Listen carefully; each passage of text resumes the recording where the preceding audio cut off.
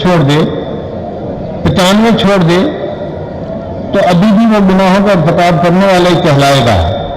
جب تک 100 کے 100 گناہوں سے توبہ نہیں کرے گا وہ بندہ گناہوں سے پاک نہیں کہلائے گا. تو ہمیں اللہ تعالیٰ کی اگر مدد حاصل کرنی ہے تو ہمیں 100% گناہوں سے توبہ کرنی پڑے گی. پھر اللہ تعالیٰ کی مدد ہمارے ساتھ ہو جائے گی. پھر اللہ تعالیٰ مدد و نصرت کے خزانے کھول دیں گے. فرمایا وَلَوْ أَنَّ أَهْلَ الْقُرَىٰ آمَنُوا وَاتَّقَوْا، اگر یہ بستی دیسوں والے ایمان لاتے اور تقویٰ کو اختیار کرتے. تقویٰ کہتے ہیں کہ گناہ سے بچنا، گناہ کے موقع سے بھی بچنا. اللہ فرماتے ہیں اگر یہ ایمان لانے کے بعد تقویٰ اختیار کرتے لَفَتَحْنَا عَلَيْهِمْ بَرَكَاتٍ مِّنَ السَّمَاءِ، ہم آسمان سے ان کے لیے برکتوں کے دروازے کھول دیتے. تو اللہ تعالیٰ کے دروازے کھولنے کے لیے تیار ہیں، مگر جو ہم گناہوں کا ارتکاب کرتے ہیں ہم ان گناہوں کے دروازوں کو بند کر لیتے ہیں. اس کی مثال یوں سمجھیں کہ کسی جگہ پر بجلی کا پنکھا چل رہا ہے لیکن ایک بچہ بار بار اس کا بٹن بند کر دیتا ہے تو پنکھا تو بند ہو جائے گا. اسی طرح اللہ تعالیٰ کی رحمتوں کی بارش تو ہو رہی ہوتی ہے، ہم جب گناہ کا ارتکاب کرتے ہیں تو ہم گویا بٹن کو آف کر دیتے ہیں اور ان نعمتوں سے اپنے آپ کو محروم کر لیتے ہیں.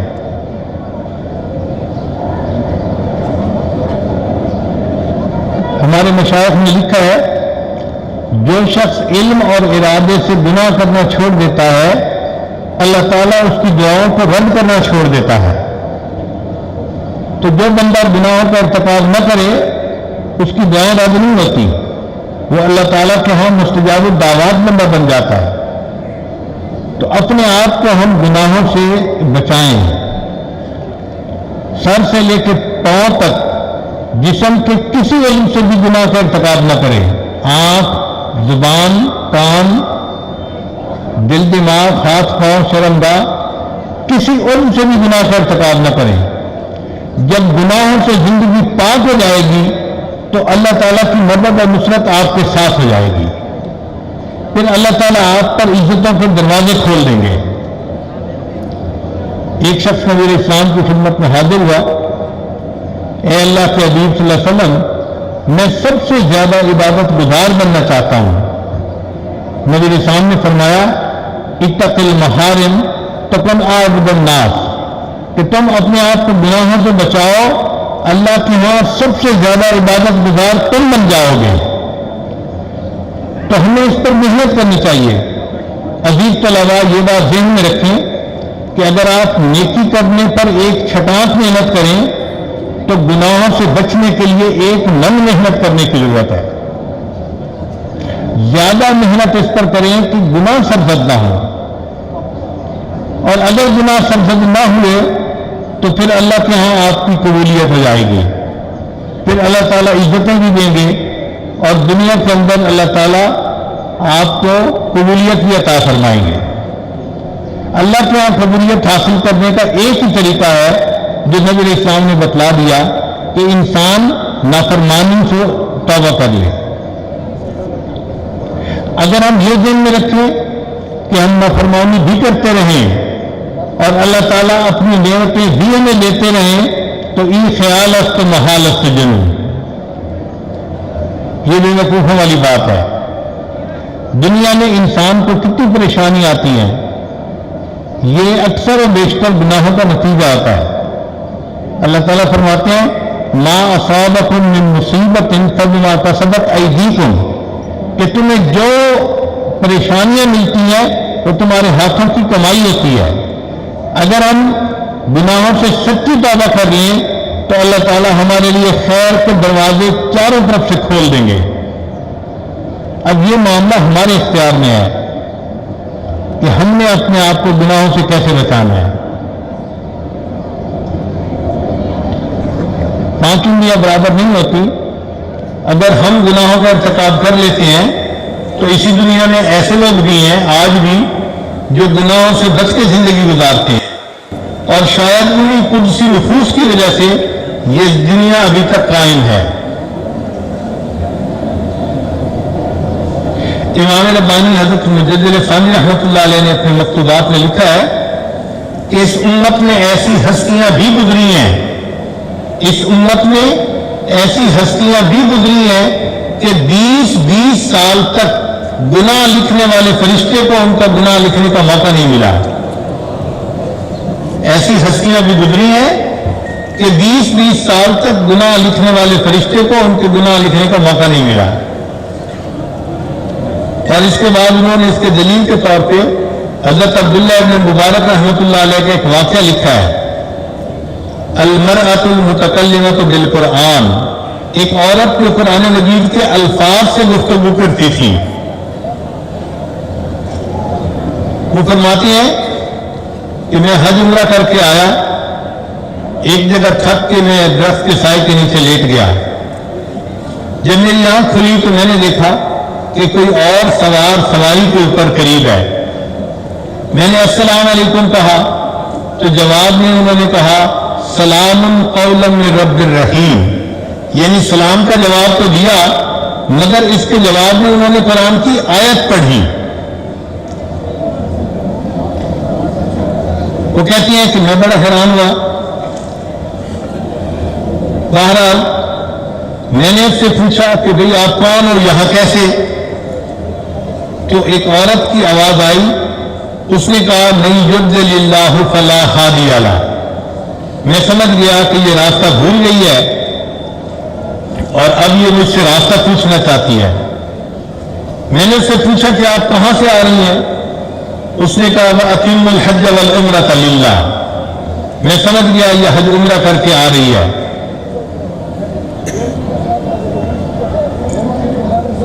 میں نے اس سے پوچھا کہ اچھا یہ بتاؤ کہ آپ نے جانا کہاں ہے؟ اس نے کہا ادخل مصر انشاءاللہ آمنین۔ تو میں سمجھ گیا کہ یہ شہر جانا چاہتی ہے۔ چنانچہ میں نے اس کو کہا کہ مجھے بھی شہر جانا ہے، میں آپ کو لے کے چلتا ہوں۔ میں اس عورت کو لے کے شہر کی طرف روانہ ہوا۔ تھوڑا فاصلہ تھا، راستے میں میں نے کچھ عربی اشعار پڑھنے شروع کر دیے۔ جب میں نے اشعار پڑھے تو اس عورت نے کہا فَقْرَؤُوا مَا تَيَسَّرَ مِنَ الْقُرْآنِ، کہ اگر تمہیں کچھ پڑھنا ہی ہے تو اللہ کے بندے اللہ کا قرآن پڑھو۔ کہتے ہیں مجھے شرم بھی بہت آئی اور میں نے قرآن پاک پڑھنا شروع کر دیا۔ جب شہر قریب آیا تو میں نے اس سے پوچھا کہ شہر میں آپ کا کوئی ہے عزیز اقارب میں سے؟ اس نے کہا المال والبنون زینت الحیات الدنیا۔ تو میں سمجھ گیا کہ اس کے بیٹے ہیں یہاں پر۔ میں نے پوچھا اچھا بتائیں آپ کے بیٹوں کے نام کیا ہیں؟ اس نے کہا ابراہیم و اسماعیل و اسحاق۔ تو میں سمجھ گیا کہ 3 بیٹے ہیں اور ان کا نام ابراہیم، اسماعیل اور اسحاق ہے۔ جب میں شہر میں پہنچا جہاں قافلہ رکا ہوا تھا تو میں نے تینوں بچوں کے نام لے کر پکارا تو 3 بچے بہت زیادہ ان کے چہروں پہ نیکی کا نور، وہ آئے، وہ اپنی والدہ کو تلاش کر رہے تھے۔ چنانچہ جب والدہ سے ملے تو بہت خوش ہوئے تو ان کی والدہ نے ان کو کہا وَيُطْعِمُونَ الطَّعَامَ۔ چنانچہ ان بچوں کے پاس جو کچھ کھانا تھا انہوں نے فوراً پیش کر دیا۔ وہ کہتی ہیں کہ میں نے بھی کھانا کھایا اور کھانا کھانے کے بعد میں نے ان کا شکریہ ادا کیا۔ تو جب میں نے شکریہ ادا کیا تو عورت نے آیت پڑھی انما نطعمکم لوجہ اللہ لا نرید منکم جزاء ولا شکورا۔ وہ کہتی ہیں کہ بس اب تو میری بس ہو گئی۔ میں نے اس کے بچوں سے پوچھا کہ یہ کیا مسئلہ ہے؟ تمہاری والدہ جب سے مجھے ملی ہے میری ہر بات کے جواب میں یہ قرآن کی آیت پڑھتی ہے۔ انہوں نے کہا کہ ہماری والدہ قرآن پاک کی حافظہ ہے، حدیث کی عالمہ ہے اور اس کے دل میں قیامت کے دن اللہ کے سامنے پیشی کا اتنا خوف بیٹھا ہوا ہے کہ پچھلے 20 سال سے قرآن مجید کے سوا کوئی دوسرا لفظ اس کی زبان سے نہیں نکلا۔ آپ ذرا غور کیجئے، اگر اس امت میں ایسے بھی لوگ قیامت کے دن کھڑے ہوں گے کہ جن کی زبان سے 20 سال تک قرآن پاک کے سوا کوئی دوسرا لفظ نہیں نکلا ہوگا اور وہاں ہم جیسے بھی کھڑے ہوں گے، کسی کی غیبت کی، کسی کو الٹے سیدھے الفاظ کہے، کسی کو کمینہ کہا، کسی کو ذلیل کہا، تو سوچیں ہمارا قیامت کے دن کیا ہوگا۔ اچھا یہ بات ذہن میں رکھیے کہ جن لوگوں کے 20-30 سال تک گناہ لکھنے کا موقع نہ ملا، یہ نہیں کہ وہ کوئی فرشتے تھے، نہیں، وہ انسان ہی تھے، مگر فرشتہ صفت بن گئے تھے۔ انہوں نے اپنے نفوس پہ محنت کی اور نفس مطمئنہ پا لیا، جس کی وجہ سے وہ گناہوں کا ارتکاب نہیں کرتے تھے۔ اور اگر بالفرض و تقدیر گناہ ہو جاتا تھا تو جب تک وہ توبہ نہیں کر لیتے تھے ان کو چین نہیں آتا تھا، جس کی وجہ سے ان کا گناہ نامہ اعمال میں لکھا ہی نہیں جاتا تھا۔ تو ہمیں اس پہ محنت کرنی چاہیے کہ ہماری زندگی میں اللہ تعالیٰ کی معصیت نہیں ہونی چاہیے، نافرمانی نہیں ہونی چاہیے۔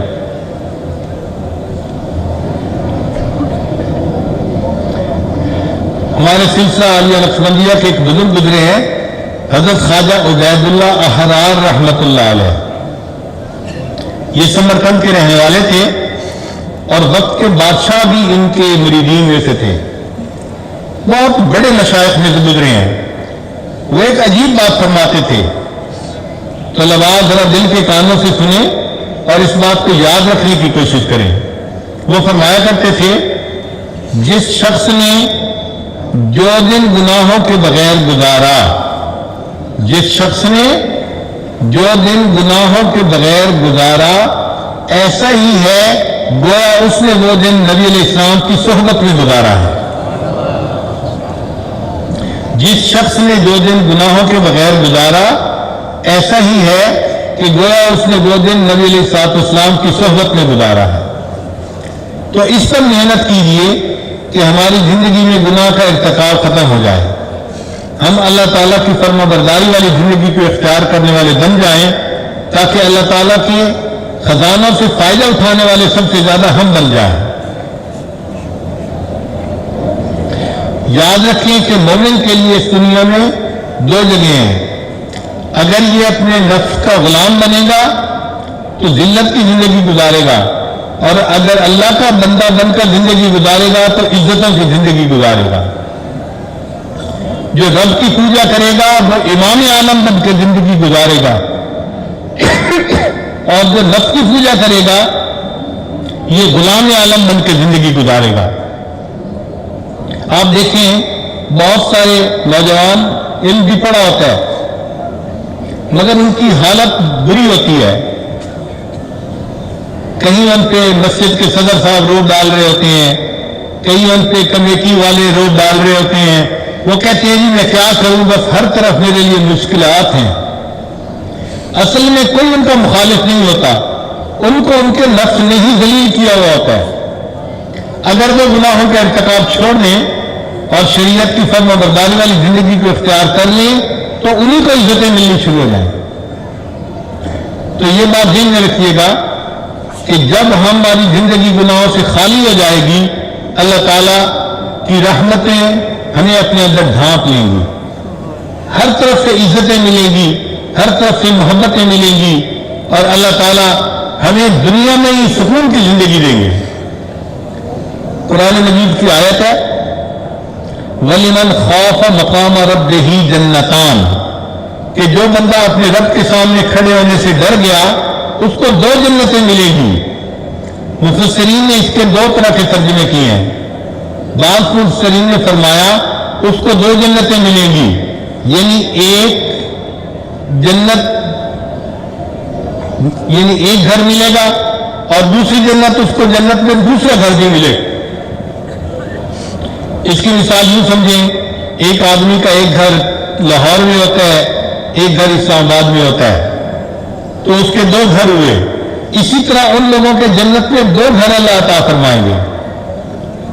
پھر انہوں نے تفصیل لکھی کہ ان کا ایک گھر سونے کی چیزوں سے بنا ہوا ہوگا اور دوسرا گھر چاندی کی چیزوں سے بنا ہوا ہوگا، یہ دو گھر ہوں گے۔ تو بعض مفسرین نے جنتوں